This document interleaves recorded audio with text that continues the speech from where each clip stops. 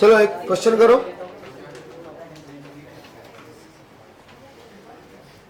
A P pith term is Q, ये कर लिया था क्या? हाँ, पीथ टर्म क्यूथ टर्म और आथ टर्म निकालो। ओके, तो फिर दूसरा करो। A pth term is A, qth term is B और rth C, T P is A, T Q is B, T R is C, then find the value of a into q minus r plus b into r minus p plus c into p minus q। चलो तो मैं try कर लेता हूं। तो क्या है, p term दे रखा है, p का कुछ वैल्यू है, q टर्म का भी कुछ वैल्यू है, r टर्म का भी कुछ वैल्यू है, देन इस एक्सप्रेशन का वैल्यू निकालना है। जब भी ऐसा कुछ क्वेश्चन आएगा जहां पे unknown terms, sorry constant terms है, तो गिवन जो डेटा है उससे कुछ रिलेशन निकालेंगे और यहाँ पे सब्स्टिट्यूट करेंगे। तो दिख रहा है यहाँ पे q minus r, r minus p और p माइनस क्यू का वैल्यू है। तो q माइनस आर का वैल्यू निकाल सकते हैं क्या? अब इसमें ना और खास क्या बात है, ये साइक्लिक पैटर्न्स है, p q q r ना, तो एक पैटर्न निकालोगे, बाकी के लिए डायरेक्टली आप ऑब्जर्वेशन करके लिख दोगे। मतलब तीनों के लिए अलग अलग सॉल्व करने का रिक्वायरमेंट नहीं रहेगा, जस्ट किसी एक टर्म के लिए सॉल्व करने का रिक्वायरमेंट है। बाकी टर्म्स तो ऑटोमेटिकली हम लोग देख के लिख देंगे। सो Q माइनस आर कैलकुलेट करते हैं।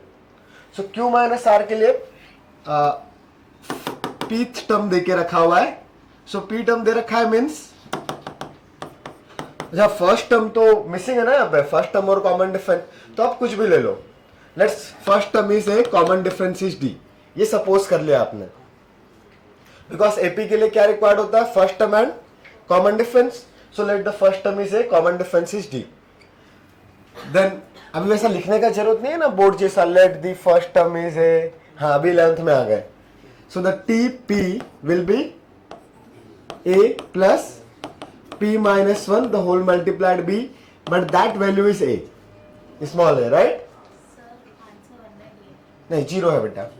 so the second one tq कितना आएगा, it will be a plus q minus 1, अरे बोला करो यार, इक्वल टू b। थर्ड को भी लिख सकते हैं बट अभी जरूरत नहीं है, बाद में देखेंगे। सिमिलर पैटर्न पे आएगा ना यहां से। अच्छा ये Q माइनस आर वाली कहानी आ गई ना पहले में, ठीक है लिख ही लेते हैं, क्या जा रहा है, T R will be A plus R minus 1 the whole multiplied by D is equal to C. So इधर से जीरो जीरो आंसर है। इधर से कुछ कहानी दिख रही है Q माइनस आर की, यस Q आर। तो अगर मैं इन दोनों को डायरेक्टली माइनस कर दूं, सो यहाँ पे a minus A will be zero. इन दोनों में क्या आएगा माइनस करने के बाद, सो d तो कॉमन है बोथ फैक्टर्स में, so it will be q minus 1 minus r minus 1 the whole multiplied by d। Direct minus कर सकते हैं ना, बिकॉज दोनों में कॉमन था d, and that value should be b minus c, right. तो बस चीजें सिंप्लीफाई हो रही है, 1 and 1 कैंसिल आउट, माइनस में था, सो it will be q minus r the whole multiplied by d is equal to b minus c। so q minus r का कुछ वैल्यू मिला आपको, b minus c मिला, हाँ by d भी है, okay. so q minus r is equal to b minus c by d। अच्छा अब लेकिन यहाँ पे तो ये सब रिलेशन पूछा है ना, तो अभी हम लोग यहाँ पे Q माइनस आर या D का वैल्यू आ गया, देन D का वैल्यू अगेन इधर सब्स्टिट्यूट करो तो कैपिटल A का वैल्यू भी मिल जाएगा, बट रिक्वायरमेंट नहीं है। बिकॉज यहाँ पे ये A Q R ये सब में तो सिर्फ रिलेशन चाहिए ना, मतलब कुछ चीजें तो कैंसिल आउट होनी चाहिए। तो पहले क्या कर लो, क्या पहले इसको सब्स्टिट्यूट करके देख लो, मे भी चीजें सिंप्लीफाई हो जाए। हो सकता है कि स्मॉल a निकालने का रिक्वायरमेंट ही ना है, ओनली D से जरूरत हो जाए, D से काम हो जाए, D कैंसिल भी तो हो सकता है ना दोनों जगह से। तो जब भी इस टाइप का एक्सप्रेशन आएगा जहां पे आपको गिवन टर्म्स को डायरेक्टली यूज करना है, आप जस्ट एक्सप्रेशन में जो टर्म रिक्वायर्ड है वो फाइंड करो और सब्स्टिट्यूट करके देख लो। इन केस अगर उससे सिंप्लीफाई नहीं हुआ तब आगे सॉल्व करेंगे, बट मोस्टली हो ही जाएगा। तो यहाँ पे डायरेक्टली अभी q माइनस आर यहाँ पे सब्स्टिट्यूट कर सकते हैं, बट q माइनस आर अगर b minus c by d है, देन बताओ r माइनस पी कितना आएगा? ये q के सामने b, p के माइनस सामने a आता है ना। अच्छा, q के सामने b, r के सामने c था, so q minus r is just b minus c by d, right? कोई कंफ्यूजन नहीं। So r minus p the second term क्या आएगा बताओ? c minus a by d. ये कैसे लिखा समझ में आया सबको? Directly just observation, it's q minus r, so q के करस्पॉन्डिंग b था, r के corresponding c, then r minus p will be, r के करस्पॉन्डिंग कौन है इधर? c, और p के लिए कौन आएगा? a, so c minus a by d. Next कौन था आएगा नेक्स्ट टर्म? तो p माइनस क्यू क्या होगा बताओ? a minus b by t. Just let's, ये इक्वेशन 1 थी, so substitute in equation 1, put करो, सब कट के 0 आने वाला है। तो a into q minus r is b minus c by d plus b into r minus p, that is c minus a by d, plus c into a minus b by d. So the common denominator is d. So numerator में ab minus ac plus bc minus ab plus ca minus cb, सब zero ना? Answer is 0। देखा, सब cancel out हो रहे हैं, A B से A B, ए सी से ए सी, और ये बी सी से सी बी, बी सी एक ही बात है। ठीक है, नोट कर सकते हो जिसका नहीं आया था? आया था? ओके, आया था? चलो बढ़िया है, तो फिर आ गया था, तो अगला क्वेश्चन लेते हैं।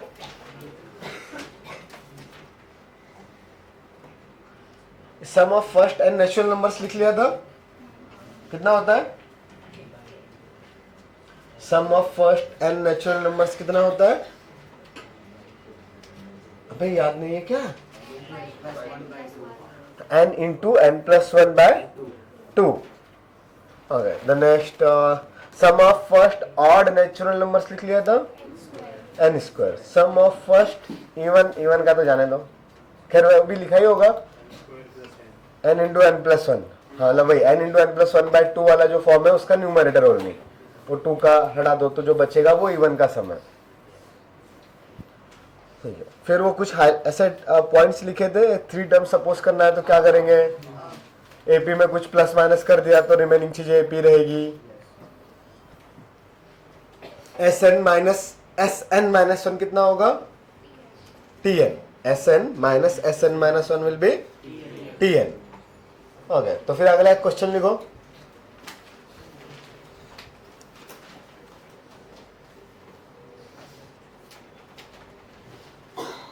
If the sum of 3 terms of an AP, मतलब कॉन्जुगेटिव है, कंटिन्यूअस टर्म्स ही है, सब गेप वाले लोग नहीं है। 3 terms of an AP is 30, 30, and sum of their squares is, and sum of their squares is 318. Find the terms. So अगर 3 terms suppose करना है एपी में तो क्या सपोज करेंगे? Correct, a minus d, a and a plus d. So sum of this 3 terms given है, so a minus d plus a, a minus कहाँ गया? ठीक है, a minus d plus a plus d is 30। So 3a बचा क्या right left में? So 3a is 30, so a is 10। Now d निकालने के लिए दूसरा वाला इंफॉर्मेशन यूज करना पड़ेगा। सम ऑफ देयर स्क्वायर्स कितना दे रखा है? A minus D square plus A square plus A plus D का whole square is 318. So just open करो, आंसर आ जाएगा. A square minus 2ad plus D square plus A square plus 2ad plus D square equal to 318. अब इस equation को तो solve कर ही सकते हैं. 2ad cancel out and a square so 3 times of a square plus 2 times of d square equal to 318. तुम लोग का बोलने का ऐसा मन नहीं करता क्या क्लास में? एक दो लोग बोलते हैं बस, एकदम चुपचाप. हाँ, इंट्रोवर्ट हो सिर्फ. वो तो पता है मेरे को क्लास के बाद कितने इंट्रोवर्ट हो.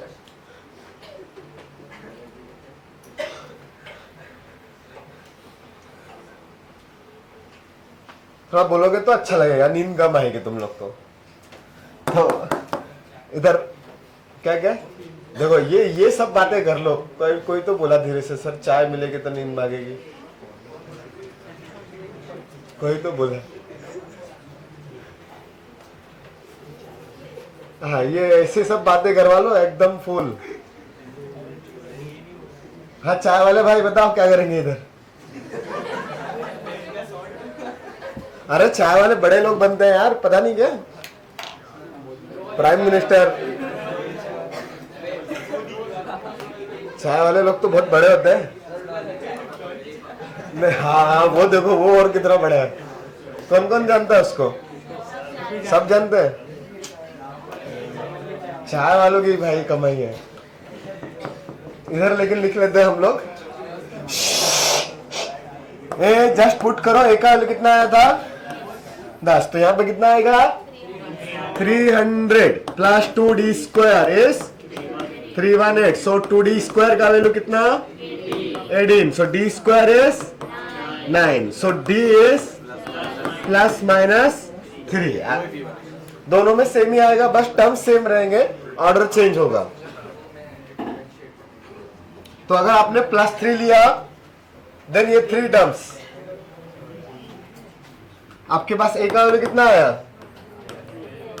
तो 3 टर्म्स ऐसे थे ना.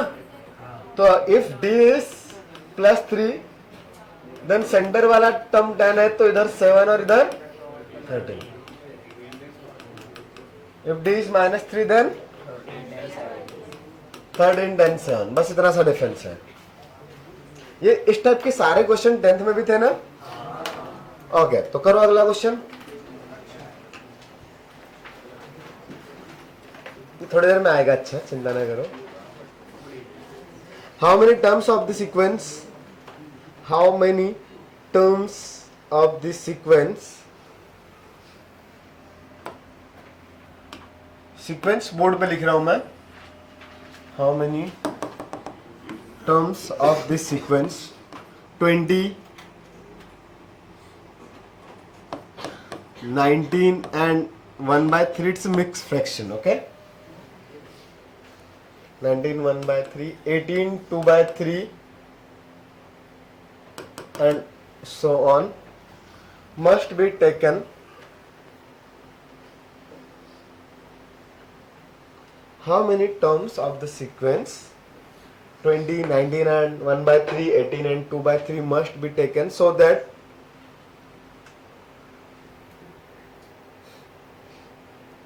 their sum is 300.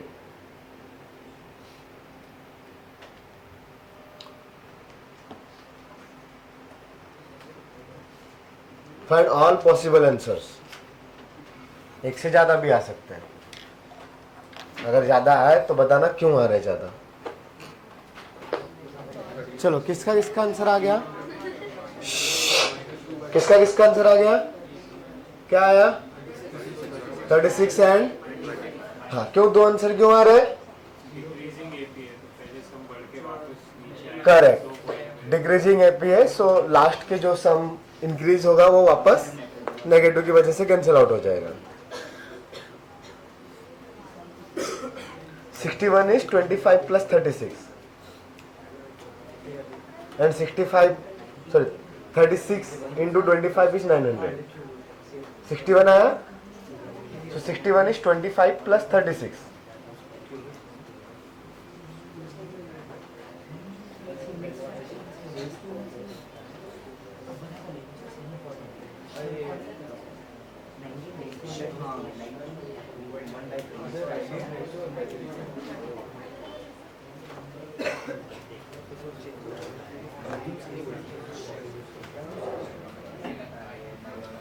चलो मैं ट्राई करता हूं अभी. सो एपी का सम गिवन है directly. So number of terms निकालना है, राइट. सो फर्स्ट टर्म कितना है एपी का 20. कॉमन डिफरेंस निकालने के लिए चाहो तो पहले इस मिक्स फ्रैक्शन को सिंप्लीफाई कर सकते हैं. So it is 19 and 1/3. 19 3 जा 56 plus 1 57/3. The next term will be 18 3 जा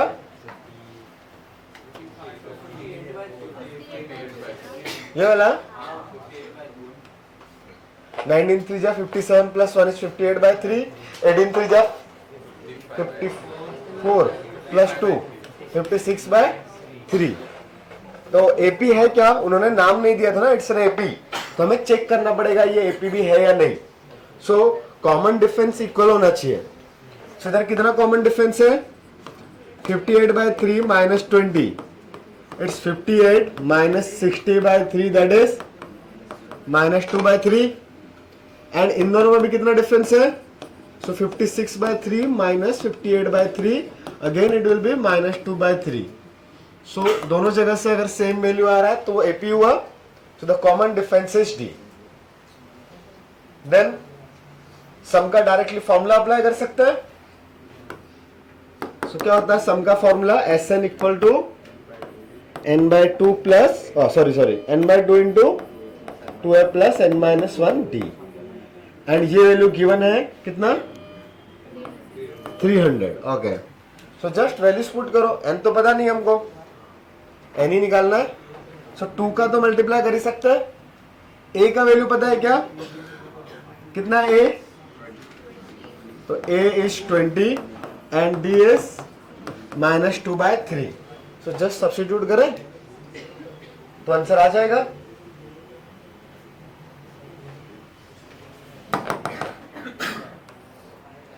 सो 300 n/2, 2 इधर जाए बेटा.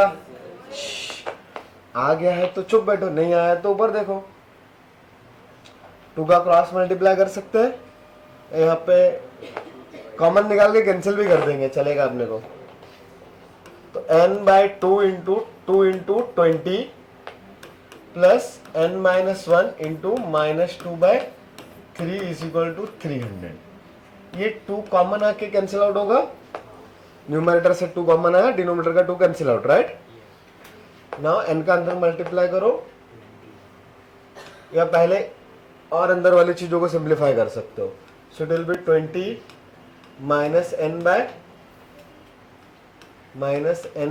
ये 2 कट गया था, माइनस प्लस 1/3 इस 300. और सिंप्लीफाई हो रहा है क्या, सो n ये 20 प्लस सबका एलसीएम लेना पड़ेगा ना अभी.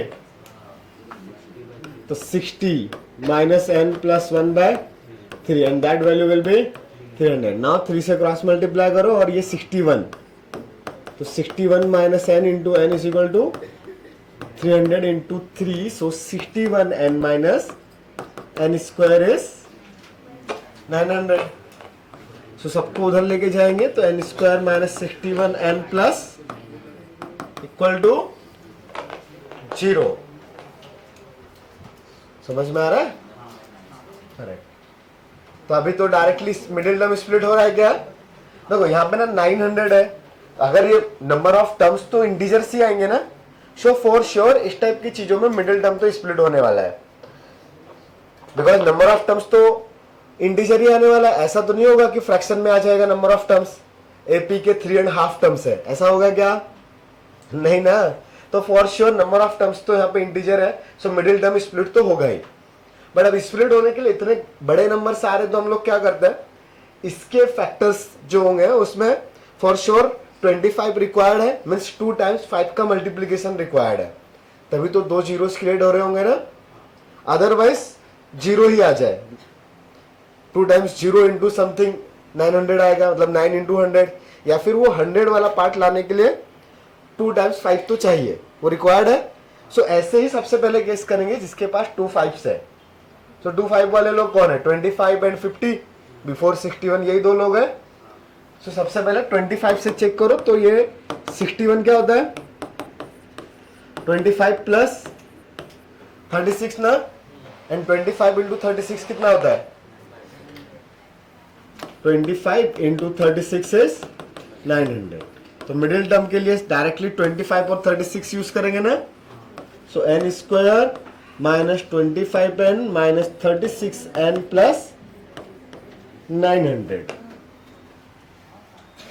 और फिर इन दोनों में से n कॉमन आएगा, n माइनस 25, 36 बाहर निकालेंगे तो n माइनस 25। सो 2 वैल्यूज आ गई, n माइनस 25 से एक और दूसरा n माइनस 36 से। सो n इज 25 एंड 36। ठीक है, किसका किसका आया था, हाथ ऊपर करें। ओके, काफी लोग का आया था, ठीक है। नोट कर सकते हो जिसका नहीं आया था।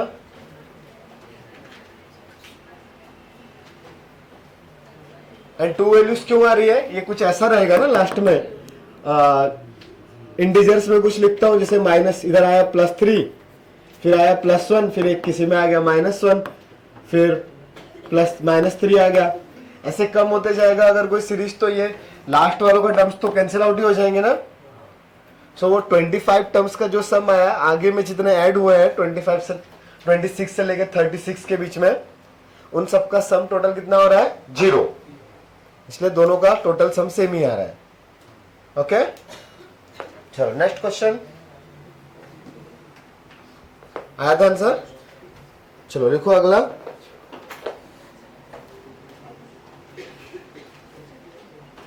The sum of n terms, the sum of n terms of 2 APs, sum of n terms of 2 APs are, the sum of n terms of 2 APs are in the ratio of, in the ratio of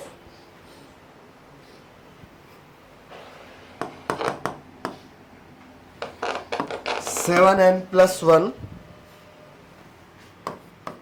7n plus 1 divided by 4n plus 27. 7n plus 1 divided by 4n plus 27. Then find the ratio of, then find the ratio of their 11th term.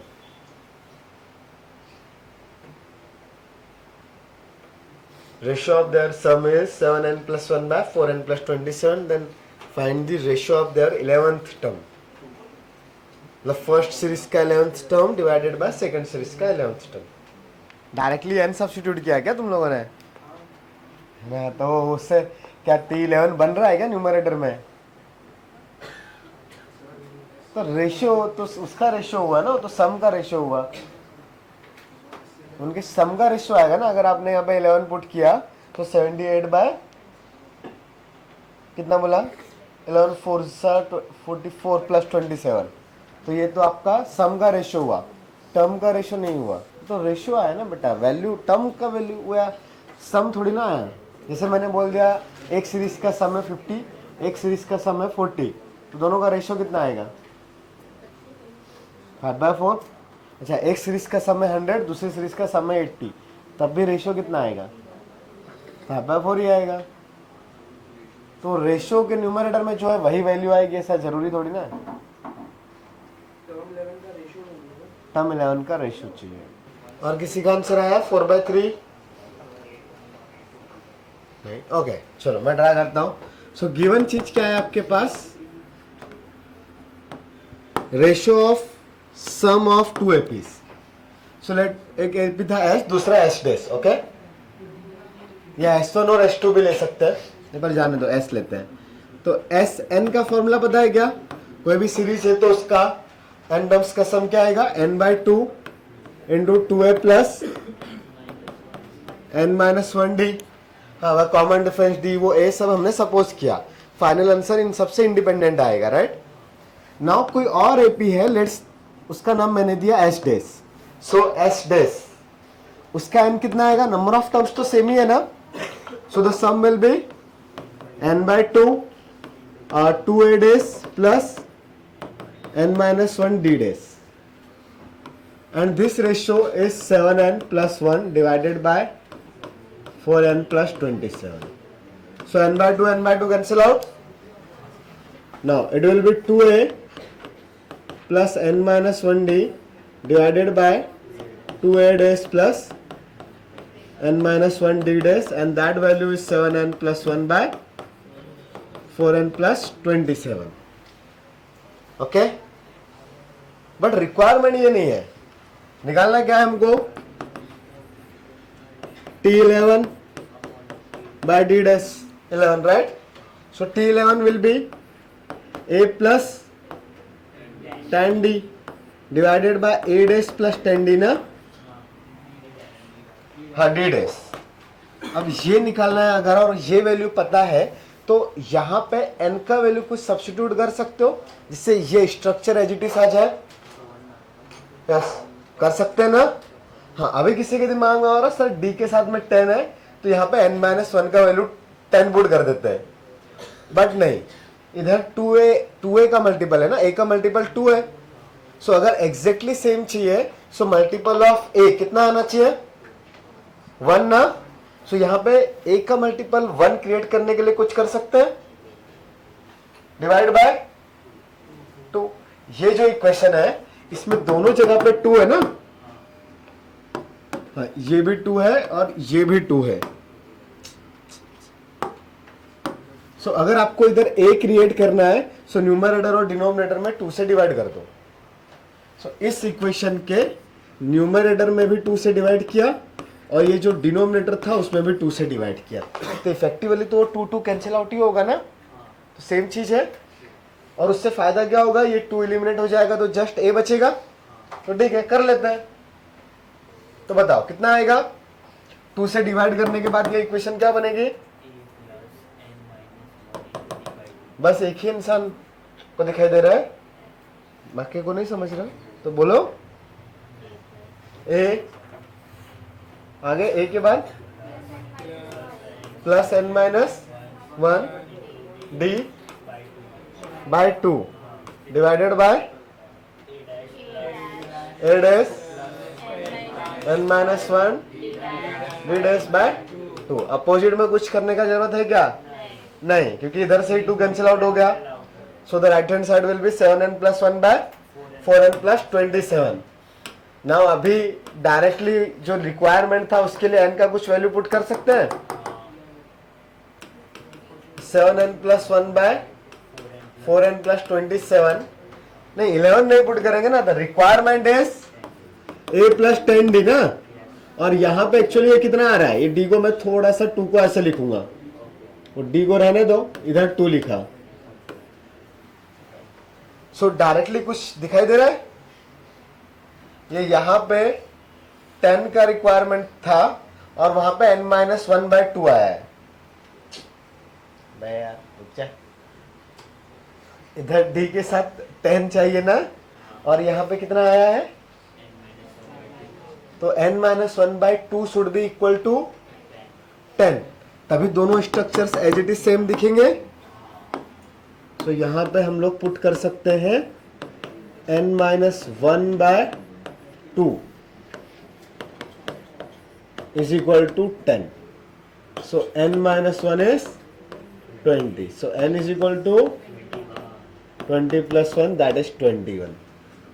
Then ratio कितना आएगा? ये T11 by T11 dash, इधर का तो बन जाएगा ना same. यहाँ पे बस कितना पुट करेंगे n का value? 21. So 7 into 21 plus 1 divided by 4 into plus 27। पूरा सिंप्लीफाई करोगे तो आ जाएगा 4/3। कैलकुलेट तो कर ही लोगे ना, लिख सकते हो।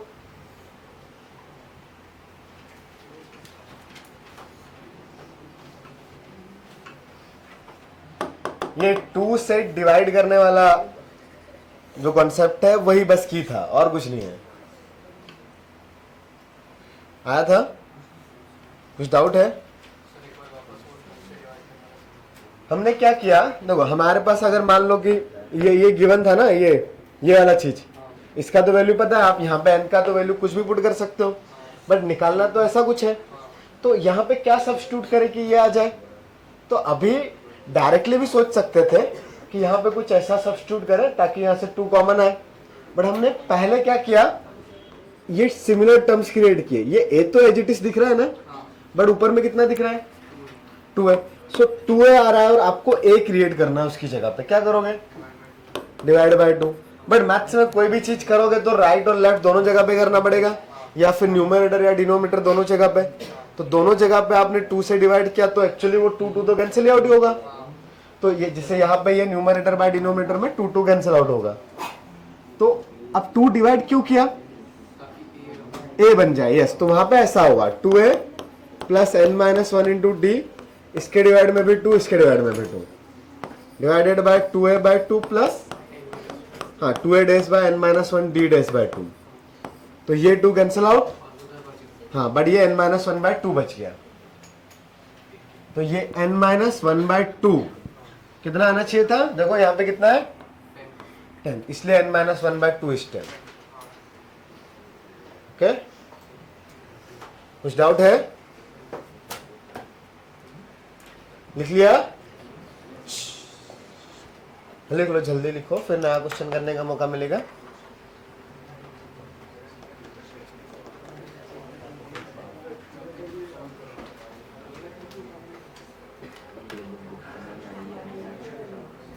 क्या करोगे बताओ? पैसा गिनोगे कि सीरीज को ऐड करोगे?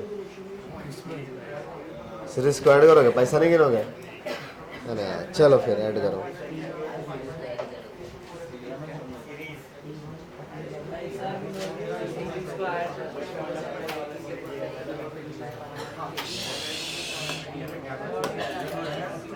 या हटाओ, नया क्वेश्चन है। फॉर एन AP, लिखो, फॉर एन AP सम of P terms that is SP is Q, SQ is P.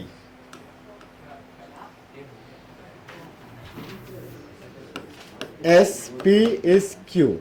Sum of P terms of an AP is Q and sum of Q terms of an AP is P. सही लिखा ना? P terms का सम Q है, Q terms का सम P है। Then find sum of P plus Q terms.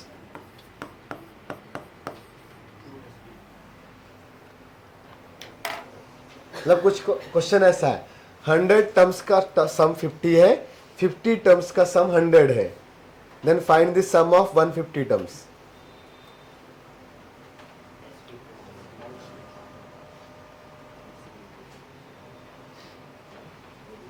SP plus SQ नहीं पूछा, S of P plus Q पूछा है। हाँ, ये ऐसा ना,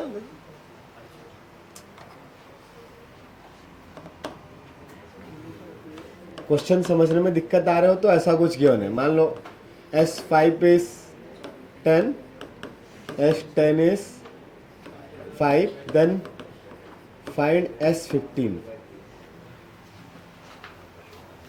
इस तरीके से क्वेश्चन है, ठीक है?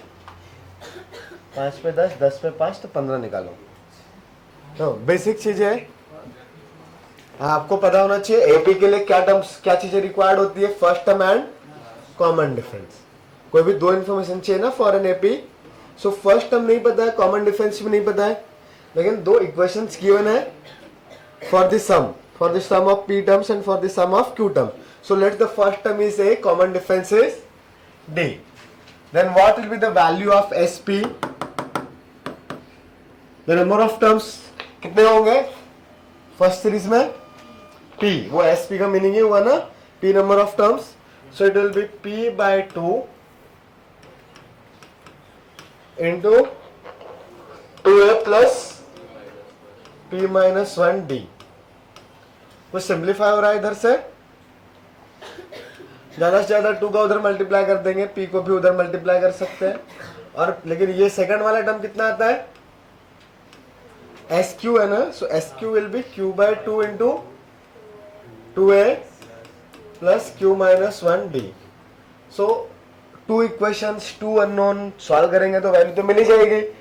अब सॉल्व किसी भी तरीके से करो, साइमल्टेनियस इक्वेशन तो याद होगा, बचपन में पढ़ा था, कोफिशिएंट इक्वल करके सॉल्व कर देते हैं. तो यहाँ पे ये 2 तो अच्छा अंदर मल्टीप्लाई कर सकते हैं क्या? तो वो भी चलेगा, या क्रॉस मल्टीप्लाई भी कर सकते हैं 2 का, और P का भी क्रॉस मल्टीप्लाई कर दो. तो यहाँ पे जस्ट 2A बचेगा, इधर भी 2A बचेगा.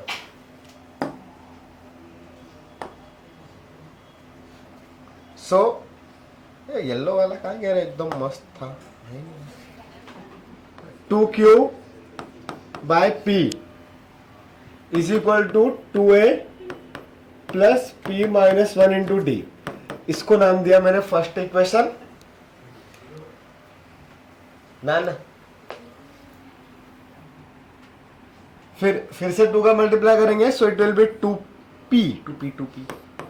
2P by Q is equal to 2A plus Q minus 1 the whole multiplied by D. ये आ गया मेरे पास सेकंड इक्वेशन. बताओ फर्स्ट और सेकंड में किसी को कोई दिक्कत नहीं ना? दोनों को माइनस कर सकते हो, तो इक्वेशन 1 माइनस इक्वेशन 2. ये ऐसा लिखा इसलिए ना, वो 2A कैंसिल आउट हो जाए. मैंने पहले ही वो P से डिवाइड कर दिया और Q से डिवाइड कर दिया. सो अरे यार, हाँ ठीक दिख रही है. Equation 1 minus 2. So equation 1 is 2Q by P is equal to 2A plus P minus 1 into D, and the second equation is 2P by Q equal to 2A plus Q minus 1 into D.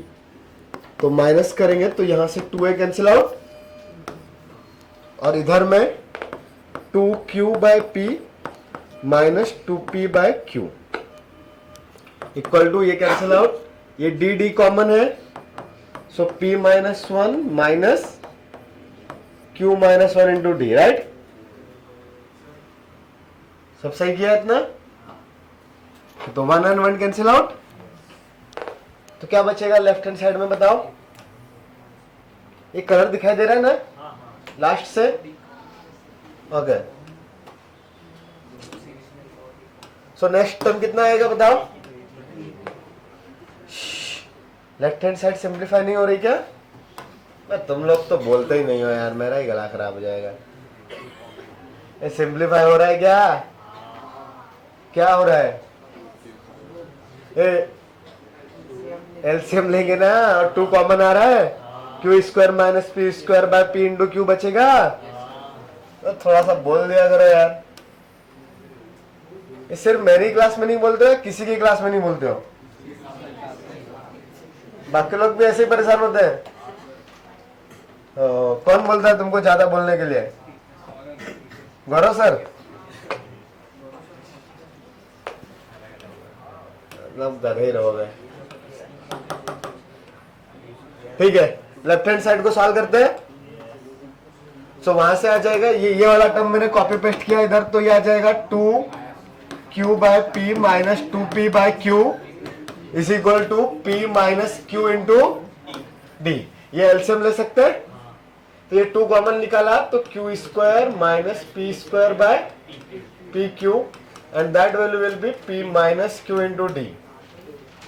Now numerator और factorise हो रहा है, सो 2 into Q minus P into Q plus P by P Q, and that value will be P minus Q into D.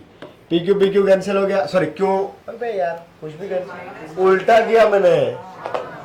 It is P minus Q और इधर Q minus P, तो एक minus लगाना पड़ेगा ना.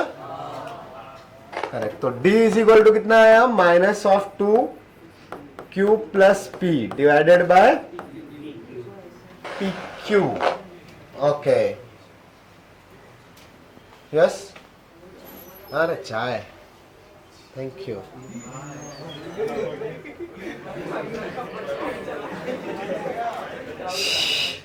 हाँ, ये समझ में आया क्या? अच्छा, निकालना क्या था? निकालना क्या है? तो सम ऑफ P प्लस Q. अभी D आ गया, यहाँ पे सब्स्टिट्यूट करके A निकाल सकते हैं, राइट? बट जरूरत नहीं है, क्यों मेहनत करें इतने? बिकॉज सम क्या होता है आपके पास? Sum of P plus Q. SN का फॉर्मूला तो पता है ना? It's n by 2 2A plus n minus 1D. सो यहाँ पे n का वैल्यू कितना है? P प्लस Q ना. सो डायरेक्टली मैं अगर यहाँ पे पुट करूंगा S P plus Q, S of P plus Q, then this value will be P plus Q by 2. ये तो P and Q के टर्म्स में तो आंसर आएगा, वो तो Q1 क्वांटिटी से, right? Into 2A plus P plus Q minus 1 into D, right? इसको थोड़ा अंदर मल्टीप्लाई करो. तो ये जो 2A वाला पार्ट है, ये तो बाकी के कैलकुलेशन में भी उधर में एज इट इज आया था ना. अगर तुम ठीक से देखोगे तो ये सब में भी तो 2A तो एज इट इज है ना आपके पास. तो कंप्लीट 2A का वैल्यू D के टर्म्स में पुट कर देंगे. या और अच्छा है, ये 2A plus Q minus 1 into D का वैल्यू पता है, तो complete 2A plus Q minus 1 into D ही लिख देते हैं. तो अगर तुम यहां पे देखोगे तो ये जस्ट D को अंदर मल्टीप्लाई करो, 2A plus P into D, और ये Q माइनस 1 इंटू D रखूंगा मैं. द रीजन बीइंग, इन दोनों का कंबाइंड सम मुझे एज इट इज पता है. मैं क्यों मेहनत करूं? जब चीजें ऑलरेडी है तो वैसे ही काम करेंगे. So P plus Q by 2, 2A plus Q minus 1 into D plus P into D. Now substitute D and 2A plus Q minus 1 into D is equal to, ये Q माइनस 1 इंटू D का value कितना था? 2P by Q ना. तो ये equation 1, 2P by Q, नहीं equation 2, 2A plus Q minus 1 D is equal to 2P by Q. हाँ, तो 2P by Q from equation 1. बस आंसर आ गया.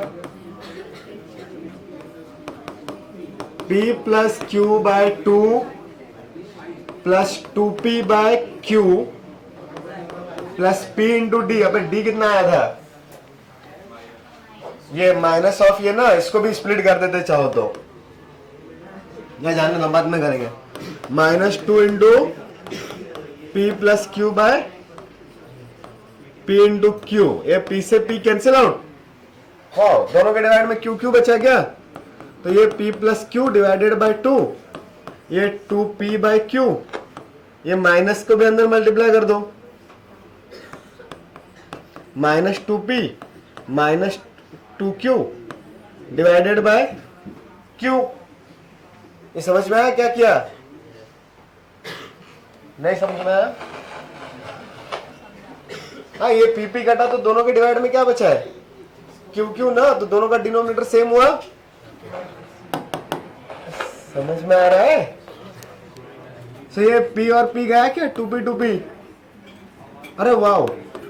P प्लस Q बाय, दोनों खड़े हो जाओ, खड़े हो जाओ दोनों बेटा, बाय Q. ये Q Q कैंसिल, 2 2B गया तो minus of P plus Q is the answer.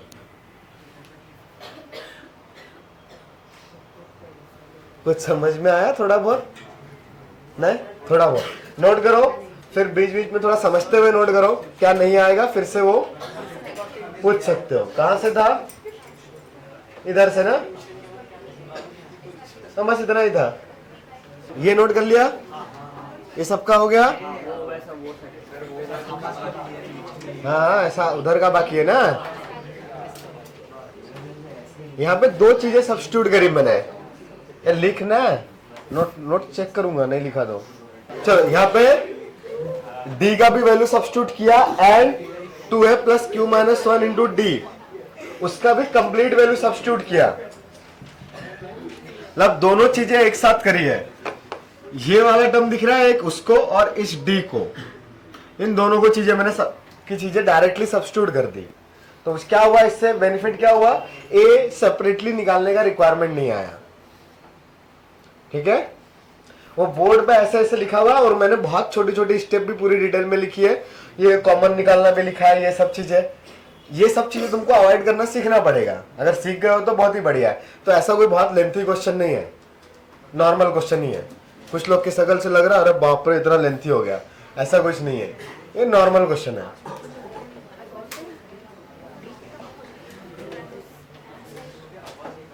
हाँ 3 ही स्लाइड्स पे आया ना, ऐसे 4-5 होता तो समझ में आता। चलो अगला क्वेश्चन ये हो गया लिख के। नेक्स्ट क्वेश्चन कैसा दो, नॉर्मल के थोड़ा अच्छा?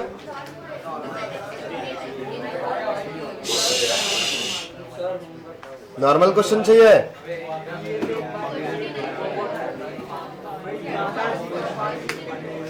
यार नॉर्मल क्वेश्चन होता नहीं यार, थोड़ा अच्छा ही ले लो तुम लोग। चलो लिखो।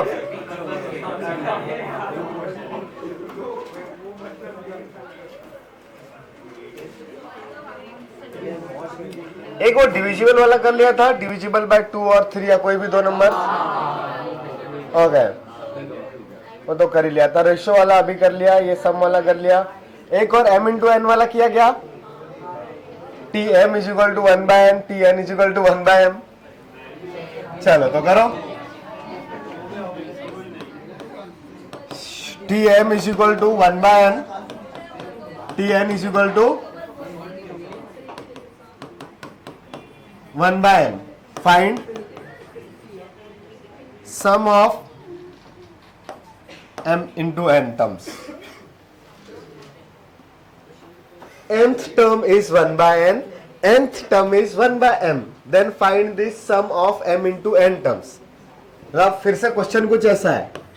Let's 8th term is 1 by 3, 3rd term is 1 by 8. Then find sum of 8 into 3 terms. That is 24. Question समझ में आ रहा है ना? हाँ निकालो। हाँ जा सकते हैं बिल्कुल बेटा। एक क्वेश्चन दिखाई भी दे रहा है क्या, क्या लिखा है पीछे से? ये दिखाई दे रहा है क्या लिखा है? कलर चेंज करो, दिखाई दे रहा है ना? ओके। करना क्या भाई, कॉमन टर्म और सॉरी कॉमन डिफरेंस और फर्स्ट टर्म चाहिए। If you are able to find A and D then AP का कुछ भी मिलेगा। बस ए और डी चाहिए और कुछ चाहिए ही नहीं एक्स्ट्रा। पिछले वाले से आसान है, कम लेंथी भी है। यहाँ पे ए और डी निकालना थोड़ा सा आसान है, सम नहीं है बिकॉज डायरेक्ट टर्म दे रखे हैं। सम नहीं है बट अच्छा हाँ तुम सम निकाल ना गिवन क्या है, टी एम की sum of M terms, it's mth term, T M है, ये कंफ्यूज नहीं होने का है। लास्ट वाले क्वेश्चन में सम था, ये टर्म है। हाँ ऐसा आएगा। चलो किसका किसका आंसर आया, हाथ ऊपर करें। क्या आया बोल के दिखाए। क्या बात है, ऐसा ना? हाँ तो जिसका ये आया वो करेक्ट है। किसका किसका ये आंसर आया? अरे यार आधे हो गए। ओके हाथ नीचे कर लो। नहीं है, कुछ कैलकुलेशन मिस्टेक किया होगा इसलिए बाकी लोग का गलत गया। थर्ड बेंच इधर देखने का है, आधा ही क्वेश्चन है। टीएम किधर गया? TM is 1 by n। चलो सबसे पहले क्या करेंगे, let first term is A, common difference is D. तो ए और डी निकाला, क्या ए और डी मिल गया तो कंप्लीट एपी मिल जाएगी ना। हाँ सो फर्स्ट टर्म मतलब सॉरी ए ले लिया, then T N will be A plus N minus 1 into D and that value is 1 by M. वैसे ही टी एम का वैल्यू कितना है, A plus M minus 1 into D is equal to 1 by N. Directly इन दोनों equations को minus कर दूंगा क्या मैं? अरे ए और ए कैंसिल आउट हो जाएगा ना. सो डायरेक्टली अगर मैंने माइनस किया, सो ए और ए कैंसिल आउट. इधर क्या बचेगा बताओ? n minus M the whole multiplied by d equal to 1 by m minus 1 by n. Now it will be n minus m by mn. So it is n minus m the whole multiplied by d is equal to n minus m by m into n. n minus n cancel out. तो d is 1 by mn. किसका 1 by mn आया था d? Almost सबका आया था. Okay ठीक है. Then a के लिए कोई भी इक्वेशन यूज कर लो. निकालना क्या था? SMN. अच्छा ए नहीं निकाला तब भी काम हो जाता है. वहां पे 2 वो ए की जगह पे कुछ सब्स्टिट्यूट कर सकते हो ना, 2a वाला टर्म. पर जान दो मैं निकाल लेता हूं ए. तो इक्वेशन 1 से a is equal to 1 by m minus n minus 1 into D, right. So 1 by m minus n minus 1 by m into n. So it will be 1 by m minus n plus 1 and divided by mn, right? n और n cancel out. 1 by m cancel out. तो a is 1 by mn. Oh, a और d same है. ओ भाई ये भी सही है. चलो देन सम निकाल सकते हैं. किसका निकालना था? m. अच्छा उसमें भी m इंटू n टर्म्स है. वाओ सब कट नहीं गया. अच्छा तो m into n into 2a plus m into n minus 1 into D. तो अब d का वैल्यू भी 1 बाय mn, d का वैल्यू, एक का वैल्यू, सबका वैल्यू 1 बाय mn. कहां पे? अच्छा फॉर्मूले में गलती कर दी. mn by 2, right. So it will be mn by 2 into 2 by mn plus ये mn minus 1 divided by mn. ये सारे mn कॉमन आके cancel out. So it will be 1 by 2 plus mn minus 1. So it is just m into n plus 1 the whole multiplied by 2. Wow ये अच्छा था. समझ में आया? चलो आप थोड़ा सा डाउट कर सकते हैं. एपी, ओ वाओ ये भी खत्म हो गया. मतलब और जूम आउट नहीं हो रहा है. लास्ट चीज हो गई इसकी. हाँ नया पेज लेंगे ना. हाँ ये लिख सकते हो जिसका नहीं आया था. उसके बाद डाउट्स. तो डाउट्स में आधा घंटा डाउट्स लेते हैं.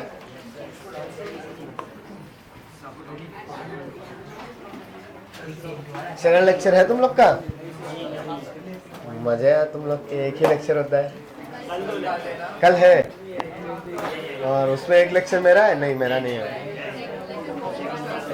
शिवम सर और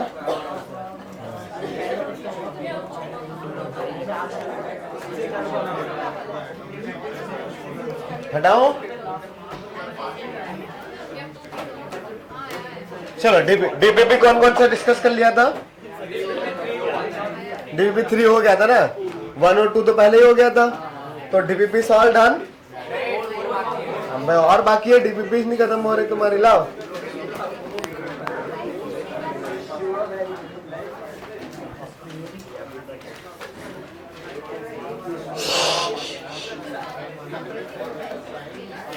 बे कितनी बातें करोगे बे. चाय वाले इंसान.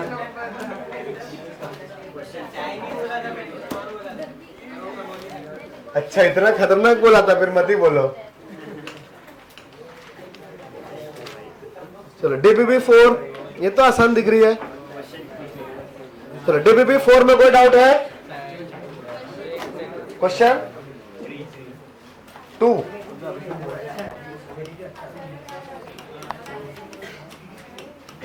2 और कोई सा 5. सच्ची 3 डाउट है तुमको. ठीक है. 2 plus 3 is 5, 5 plus 3 is 8, अरे 9 और कुछ डन। 15वां क्वेश्चन किसको डाउट है?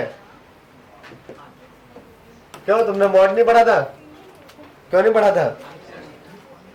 तो वीडियो देखा? अभी तक नहीं है? आया नहीं वीडियो मॉड का? अरे आया होगा यार।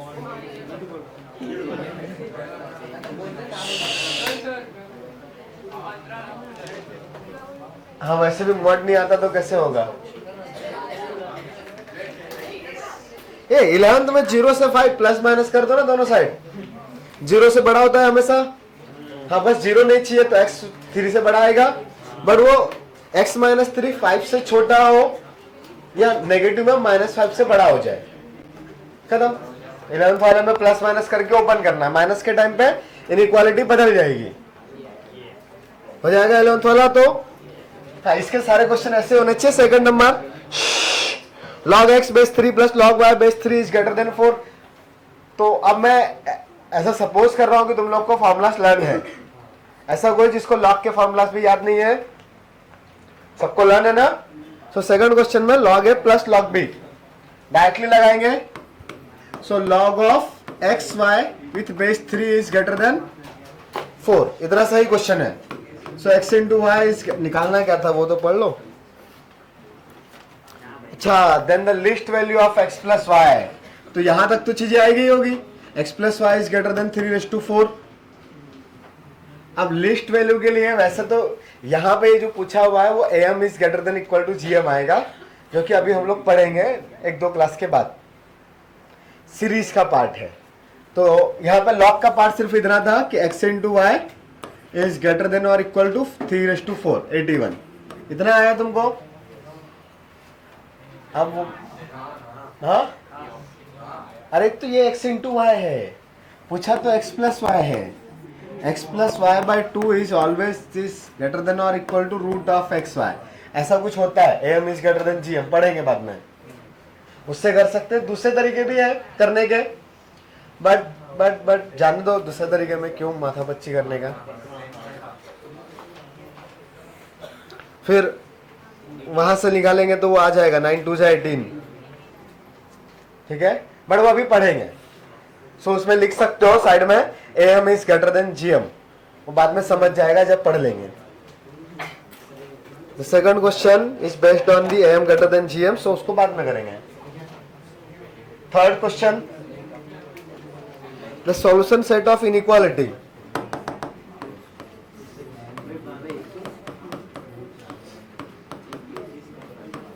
ग्राफ पढ़ा था ना, इनइक्वालिटी ओपन करना सीखा था ना। सो बेस 1 से ग्रेटर है या 1 से लेस है? यहाँ पे 1 से ग्रेटर है, it's x square plus 2। So 2 plus something will be greater then 1। So directly inequality open करने के लिए x square plus 4 is greater then x square plus 2 का पावर 2। बस इस इक्वेशन को सॉल्व करना है। तो उसके लिए क्या करो, x स्क्वायर को t ले लो भाई, तो t plus 4 is greater then t plus 2 का होल स्क्वायर। अब तो कर सकते हो ना सॉल्व, आ जाएगा। x स्क्वायर इज t बेटा, ओके। जस्ट लॉग इधर ओपन किया, आ गया तुम लोग को? Very good. चलो अगला वाला क्वेश्चन था 2 के बाद 3, 3 प्लस 2 5, 5 वाला।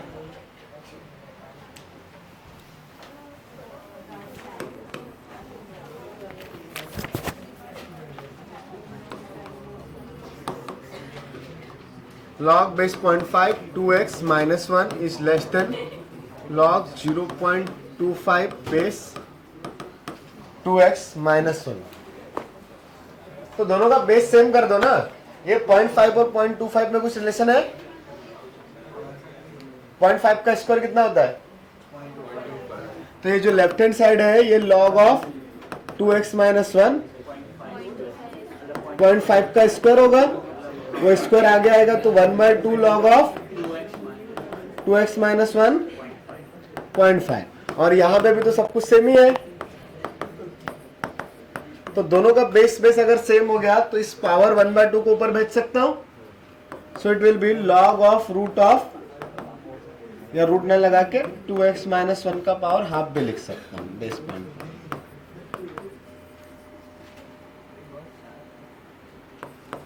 2x माइनस 1 बेस पॉइंट है. क्या करेंगे इसके आगे?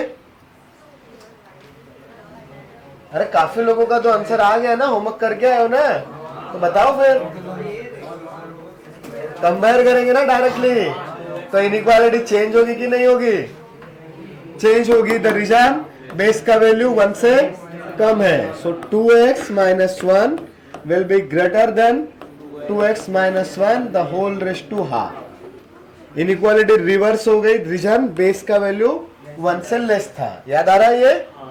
If base is less than 1 then log को एलिमिनेट करते टाइम इनइक्वालिटी रिवर्स हो जाएगी.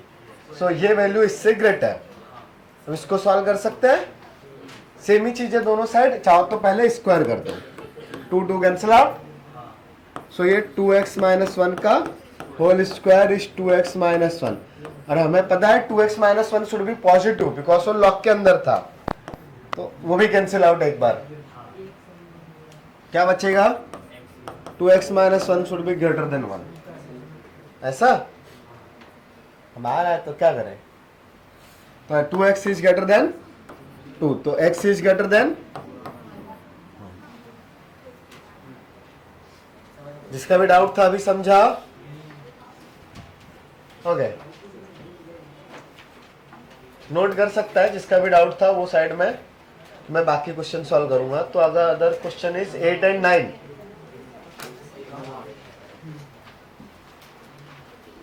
8th and 9.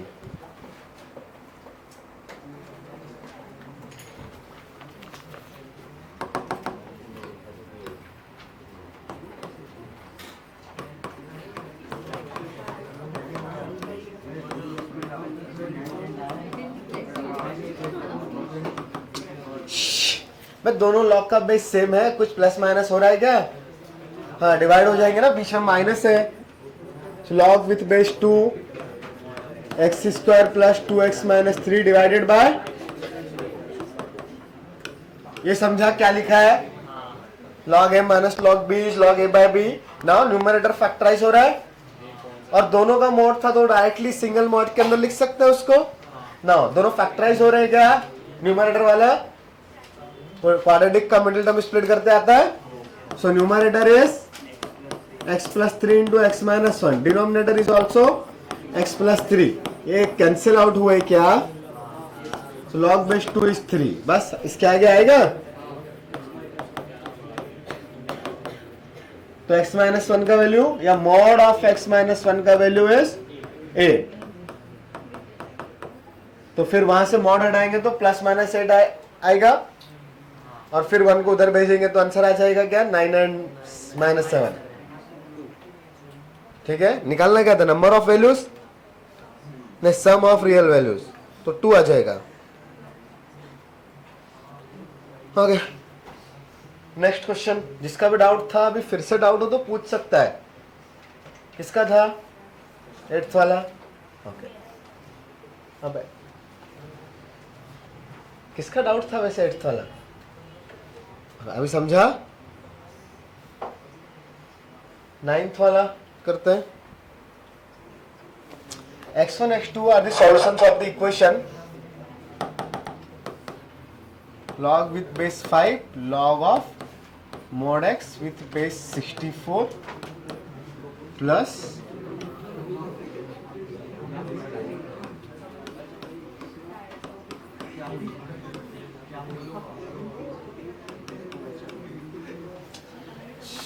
ऐसे क्वेश्चन हमने पहले भी किए हैं. देखो इधर भी पावर में x दिख रहा है, इधर में ये log दिख रहा है और ये 25 आ रहा है.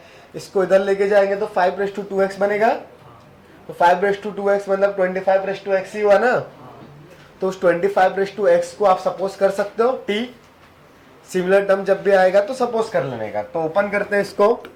सो log of mod x base 64 plus 25 the whole raised to x minus half is equal to 20. और सपोज करने का जरूरत ही नहीं है. ओहो, कैंसिल आउट हो गए क्या? इट्स 25 और ये 5 दैट इज 25 ही हुआ। तो बचा क्या, log of mod x with base 64 is equal to half, ये माइनस हाफ उधर गया ना, so mod x is equal to 64 half that is √64 ना, सो ये 8 आया। तो x का वैल्यू कितना, आंसर ही आ गया। सो दैट क्या पूछा गया था, 0, सेकंड वाला आंसर है, ठीक है।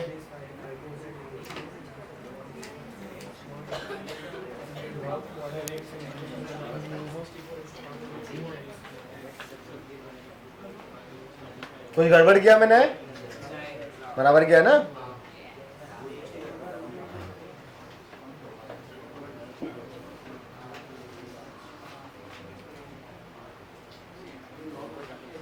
हाँ जस्ट वो लॉग को एंटी लॉग में कन्वर्ट किया ना, एक्सपोनेंट में कन्वर्ट किया।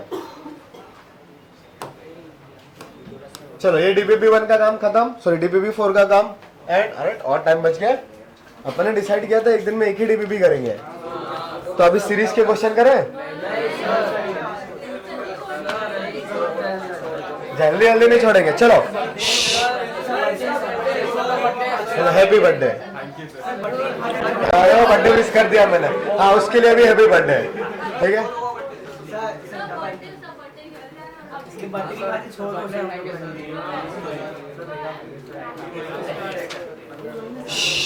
चलो ठीक है, ज्यादा सॉल्व नहीं कर रहा है, शुरुआत के 20 क्वेश्चन में जितने डाउट होंगे वो करते हैं। चलो 2 डाउट्स और करते हैं, 2 डाउट्स। तो एक्सरसाइज में 1 से 5 में कोई डाउट,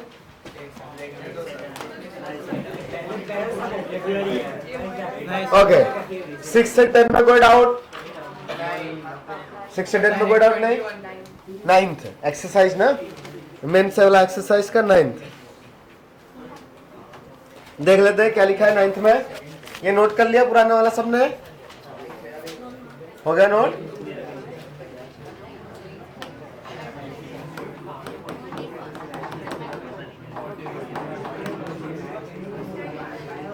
बस बस बातचीत बंद करो यार। x plus Y plus x minus 2y into √2 is equal to 2x minus Y plus x minus Y minus 1 into √6। Done. x का वैल्यू क्या और y का वैल्यू क्या है, ऐसे क्वेश्चन में तो ऑप्शन उठा उठा के पुट कर लो। खैर वैसा जरूरत नहीं है, कॉन्सेप्ट भी सुन ही लो। एक तो तुक्का हुआ ना, ऑप्शन चेक कर लो। द मेथड इज कि ये रैशनल चीजें उन्होंने बोल के होना चाहिए, रैशनल इरैशनल, हाँ X and Y are rational numbers.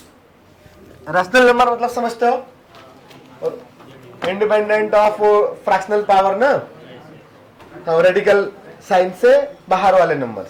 So √6 is irrational, √2 is also irrational. तो अगर ये दोनों चीजें इक्वल है तो फिर दोनों इधर रैशनल होती या दोनों इरैशनल होती। अगर मैंने कहीं पे लिख दिया आपको 2 प्लस √3, तो आप इन दोनों को और सिंप्लीफाई तो नहीं कर सकते, 2 और 2 ही रहेगा। 2 प्लस √3 सिंप्लीफाई करके विदाउट आप वो डेसिमल में कन्वर्ट करेंगे बात अलग है, आप एग्जैक्ट वैल्यू लिख रहे हो तो ये चीजें और सिंप्लीफाई नहीं होगी ना। तो अगर मेरे पास कहीं पे ऐसा आ जाता a plus √b, then directly बोल सकते हैं क्या, a should be 2 and b should be 3। The rational part should be rational part, irrational part should be equal to irrational part। तब यहाँ पर rational part equal to rational part, irrational part should be equal to irrational। So rational part कितना है,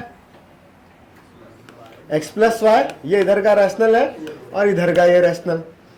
यहाँ पे ये irrational part है और इधर में ये irrational part है। तो अभी rational part दोनों equal होंगे, so x plus y should equal to 2x minus Y.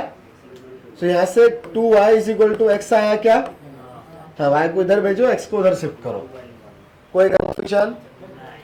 अच्छा दूसरे वाले में क्या कहानी है, इरैशनल वाले में x minus 2y into √2 is equal to x minus Y into √6, ठीक है।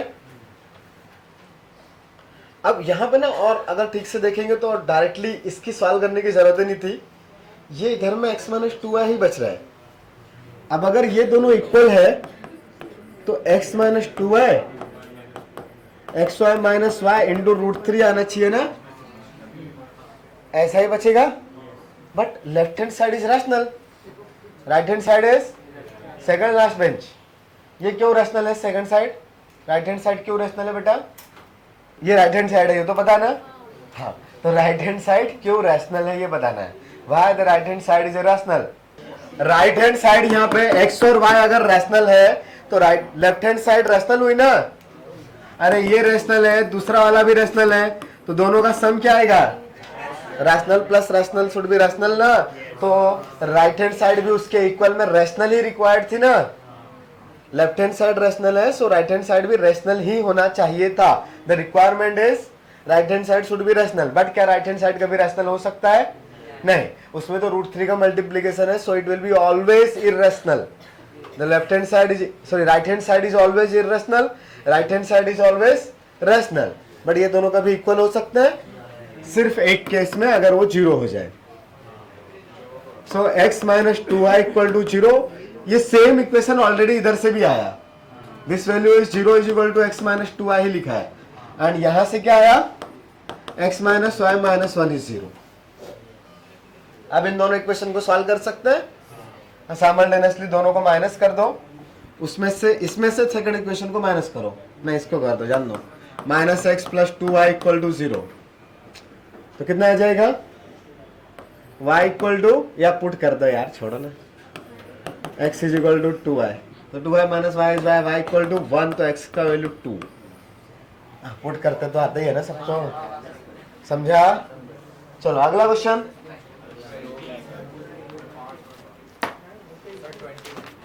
ट्वेंटी वन अभी छोड़ दो, वो समेशन पढ़ा नहीं, पढ़ेंगे सीरीज में। 17th अब लाइन से जाते हैं। 10 तक कोई डाउट? 10 तक, 10th वाले में ओपन करने का दोनों साइड और कोफिशिएंट कंपेयर कर दो, एबीसी मिल जाएगा, हो जाएगा। 15 तक कोई डाउट? 15 फर्जी मत बोल। 15th के लिए दोनों साइड में लॉग ले लो, आंसर आ जाएगा।